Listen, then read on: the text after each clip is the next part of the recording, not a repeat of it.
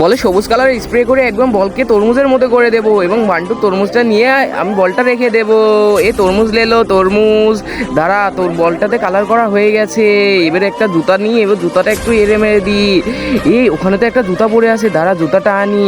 আরে এবার বান্টু তরমুজ আমি নিয়ে যাবো এবং বলটা এখানে ধুয়ে দেবো। হাহা, এই তো এই জুতা নিয়ে চলে এসে জুতাটা ভালোই লাভ হয়ে গেল।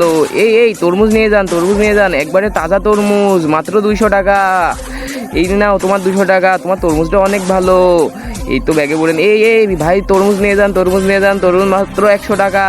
আরে তোমার তরমুজটা এত কালারফুল কিভাবে হলো, তুমি ধুয়ে দেখাও তো।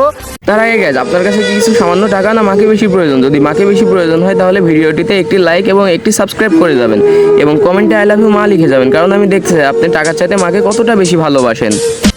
আরে তরমুজটা বল কিভাবে হয়ে গেল? আরে হ্যাঁ বলকে তরমুজ বলে। আরে এটা আমার সাথে কি হয়ে গেল?